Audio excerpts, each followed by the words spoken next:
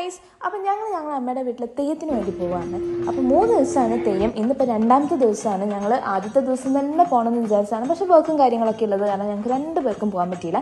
പണ്ടൊക്കെ എന്ന് വെച്ച് കഴിഞ്ഞാൽ ഞങ്ങൾ ഫുൾ കസിൻ ഗ്യാങ് തെയ്യം തുടങ്ങുമ്പം തന്നെ അവിടെ അറ്റൻഡൻസ് കൊടുക്കും. പിന്നെ ഫുൾ ഒരു ബഹളമാണ്. രാവിലെ പോയാൽ പിന്നെ രാത്രി 2 മണി 3 മണി വരെയൊക്കെ തെയ്യം ഉണ്ടായിരുന്നു. അത്ര നേരം വരെ അവിടെ ഇരുന്ന് മൊത്തം തെയ്യം കണ്ട് ഇച്ചിരി ക്ഷീണം വരുമ്പോൾ അവിടെ നിന്നുള്ള ഫുഡൊക്കെ കഴിച്ച് അവിടെ ഒരു നല്ല കട്ടൻ കാപ്പി കിട്ടും കേട്ടോ. അത് കുടിച്ചു കഴിഞ്ഞാലുള്ള ഒരു ഉഷാർ അത് വേറെ തന്നെയാണ്. ഇപ്രാവശ്യം എന്താണെന്നറിയില്ല, ആ കട്ടൻ കാപ്പി വെക്കുന്ന ചേട്ടനെ ഞങ്ങൾ കണ്ടില്ല. ഞങ്ങൾ തറവാട്ടിൽ മെയിനായിട്ട് 2 തെയ്യങ്ങളാണ് ഉണ്ടാകുന്നത്. അതിൽ മെയിനായിട്ടുള്ളത് ഞങ്ങളത് ഗുളികൻ തെയ്യമാണ്. മഹാദേവന്റെ ഇടത്തെ കാലിന്റെ പെരുവിരൽ പൊട്ടിപ്പിളർന്നുണ്ടായതാണ് ഗുളികദേവൻ എന്നാണ് പറഞ്ഞു വയ്ക്കുന്നത്.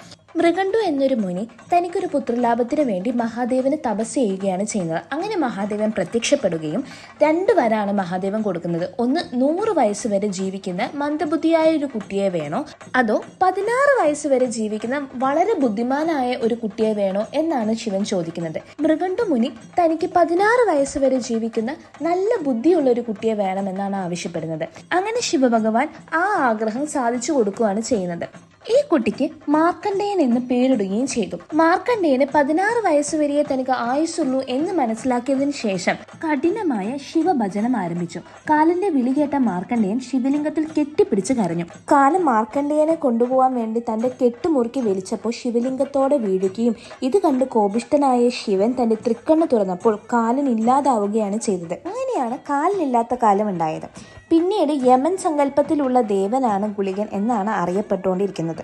എല്ലായിടത്തും സന്ദർശിക്കാൻ സ്വാതന്ത്ര്യമുള്ള ഒരു ദേവനാണ് ഗുളികദേവൻ. അങ്ങനെ ഞങ്ങൾ തെയ്യമൊക്കെ നന്നായി കണ്ടു, തൊഴുതു തിരിച്ചു വന്നു. തെയ്യം മാത്രമല്ല, ഒരുപാട് പരിപാടികളുണ്ട്. നല്ല അടിപൊളി ഗാനമേളയും DJ നൈറ്റ്. ശരിക്കും ഞങ്ങൾ എല്ലാ കസിൻസും നന്നായി എൻജോയ് ചെയ്തൊരു നൈറ്റ് തന്നെയായിരുന്നു കേട്ടോ. ഈ ഒരു ഗാനമേളക്കാരുടെ ഒരു എനർജി എന്ന് പറയുന്നത് പറയുന്ന എനർജി തന്നെയായിരുന്നു. ഫുൾ അവിടെ ഇരിക്കുന്ന എല്ലാ ആൾക്കാർക്കും ഒരു എനർജി ബൂസ്റ്റർ തന്നെയായിരുന്നു കേട്ടോ.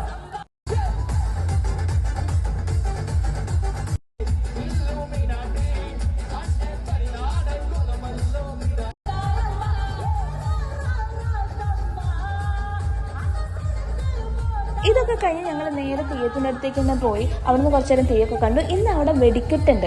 അപ്പോൾ ഈ വെടിക്കെട്ട് നടക്കുന്നത് അമ്പലത്തിൻ്റെ തൊട്ടടുത്തുള്ള ഒരു മൈതാനത്തിൽ വെച്ചിട്ടാണ്. ഫസ്റ്റ് റോയിൽ സീറ്റ് പിടിക്കാൻ വേണ്ടിയിട്ട് ഞങ്ങൾ എല്ലാവരും മൈതാനത്തേക്ക് ഓടി. മൈതാനത്ത് ഫ്രണ്ടിൽ തന്നെ പോയി നിന്ന് വെടിക്കെട്ട് കാണാൻ വേണ്ടിയിട്ട്. ഫ്രണ്ടിൽ പോയി നിന്നിട്ടുണ്ടായിരുന്നെങ്കിലും വെടിക്കെട്ട് സ്റ്റാർട്ട് ചെയ്തേരം ബാക്കോട്ട് പോയി ഏറ്റവും ലാസ്റ്റിൽ നിൽക്കേണ്ട അവസ്ഥയായിരുന്നു. ഞങ്ങൾക്ക് അത്രയും പേടിയായിരുന്നു. നിങ്ങൾക്ക് പിന്നെയാണ് മനസ്സിലായത്. അപ്പോൾ ഈ കൊല്ലത്തെ തെയ്യത്തിന് ഇതോടെ വിട. ഇനി അടുത്ത കൊല്ലത്തിൻ്റെ തെയ്യം എത്തുന്നവരെ ഞങ്ങളിങ്ങനെ വെയിറ്റ് ചെയ്തിരിക്കുകയാണ്. അപ്പോൾ ആരും ഞങ്ങളുടെ ചാനലൊന്ന് സബ്സ്ക്രൈബ് ചെയ്ത് സപ്പോർട്ട് ചെയ്യാൻ മറന്നുപോലെ.